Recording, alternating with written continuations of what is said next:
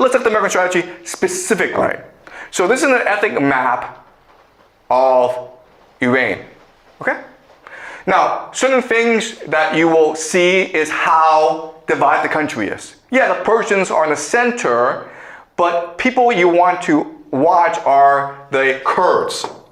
Okay, the Kurds. And the Azaris. And the Balochs. Okay? These are the three major problem areas for Iran, and it's always been the case. Remember, the Persians are in the middle. So the Balochs are, first of all, Sunni Muslims. And as we discussed last class, the Sunnis and the Shias have never really gotten along well together.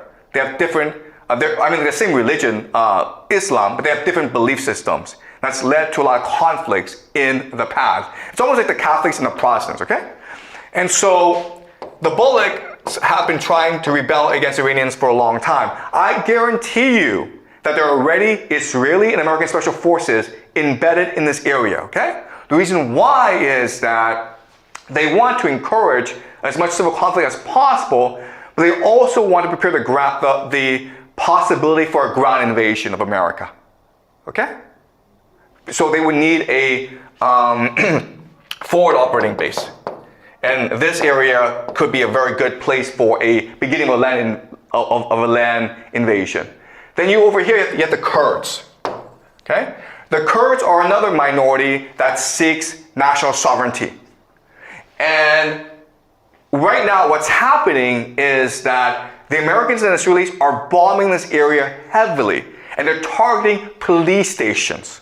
Why? Because they're trying to reduce and eliminate opposition so that they can arm the Kurds and have them come into this area and threaten Iran. What's also happening is that in Iraq, there are these Sunni groups, okay, that the Americans are basically bribing and arming, and they're basically fanatics, okay? They're ISIS. And what the Americans want to do is send them into Iran to cause as much problems as possible. Okay? Then you over here you have Azerbaijan. Azerbaijan, it is an independent country. What's really odd is that the majority of ethnic Azaris are actually in Iran. 6% are in the country, 40% are in the country of Azerbaijan.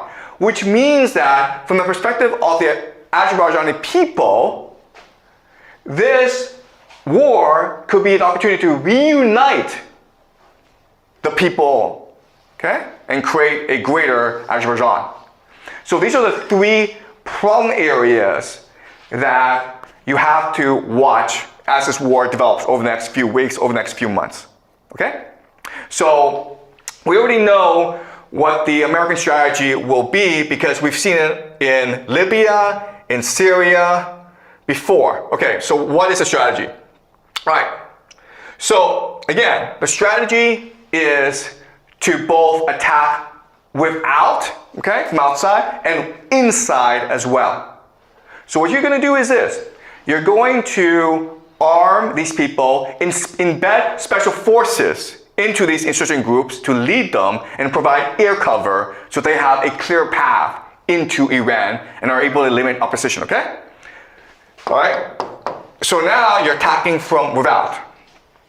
Attacking from within means to cause as much pain and suffering in the interior of Iran as possible. All right? And how do you do that? Well, you do that through decapitation. Okay, let's go over the strategies.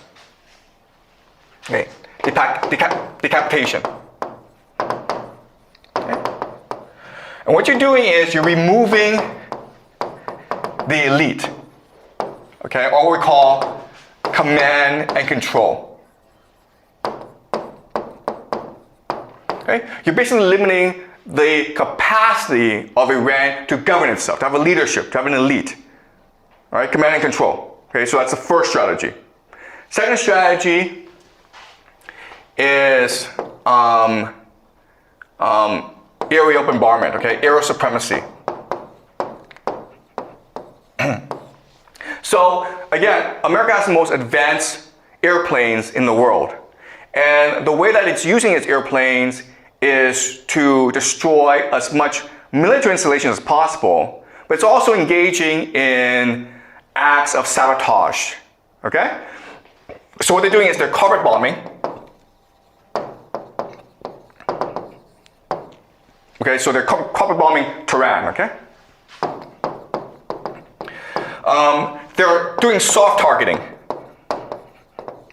Soft targeting. Soft targeting means that instead of attacking military installations, you attack hospitals. Why? Because you're degrading the capacities, you're degrading the state's capacity to rejuvenate itself, to be resilient, okay? Now, the last thing is something called double tap. Double tap is this, okay? And it's really illegal or against international law. What you do is this. You attack a place, right? You kill some people, and then people try to come and help the people who are injured. And it could be like doctors, it could be emergency personnel, it could be relatives, right? And then you strike again to create as many civilian casualties as possible, right? And the entire idea is to create as much fear and anxiety in people as possible so that they lose the capacity to resist, right? And the last thing you do, and the last thing, of course, is to arm and bribe insurgents. Okay, so these are the three main pillars of the American strategy. And you will see this over the next few weeks. The problem with this is that when you do these three things, you're not actually hurting the Iranians, you're actually helping them. Because remember, the law of asymmetry states that whichever group is able to create energy, openness, and cohesion will win. And guess what, guys? This American strategy is going to create a more energetic, more open, and more cohesive Persian society. All right, let me show you how. All right, decapitation. We just said that one major problem for America is elite overproduction, right?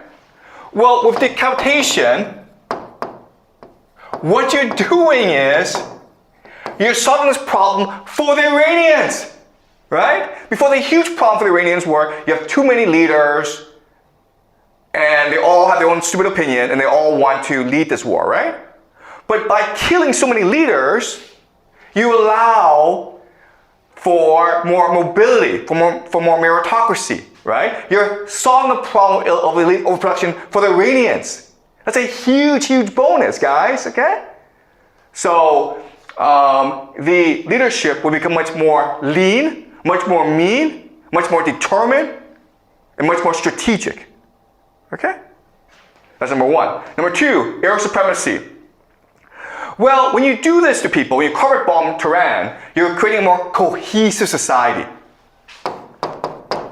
Why? Because the major conflict in Iran for many decades was the conflict between the urban areas and the rural areas. The rural areas were very religious, very poor, very backward. And the urban areas were educated, secular, and progressive. Okay? And so there's this huge conflict that led to a lot of riots, a lot of protests in Iran. But when you carpet bomb the cities, which are the main source of support for progressive Western policies, you make them united with the rural areas, okay? Does that make sense? The Iranian people no longer see each other as enemies, they see the Americans, the Israelis, as enemies. You create a much more cohesive society, who are willing to fight together. And that's a problem, okay? All right, the last thing. Yes, you are arming the insurgents, the Balochs, the Kurds, the Azaris. Okay, that's fine. The problem with this is that you are now activating, galvanizing Persian nationalism. Right? For the longest time, the Persian national identity was suppressed by the theocracy, because they want to create a more, they want to create a grand religion that unites all ethnicities. When you turn the other minorities against the Iranians, then the Persian people have to come together and remember their history, celebrate their identity. And this is the key, okay? Once the Persian people are able to activate their long-lost memories, go back in the past and remember their greatness, they come together as an energetic, open, and cohesive society, okay? So yes, the Americans have this strategy that worked in Libya and Syria and other places, but it's not going to work in Iran. In fact, it's going to do the opposite in Iran. Okay? And then you're like, well, why don't the Americans not do this? And I already told you, because it's an empire, okay? It doesn't care about Iran, it cares about itself. And so it's sort of stuck with this policy because remember, it's trying to win this war as quickly as possible because it doesn't have the manufacturing capacity to fight this war for a long time. It's trying to reduce as many casualties among its soldiers as possible because the Americans don't have the political will to fight this war. America's trying to win this war cheaply and fast.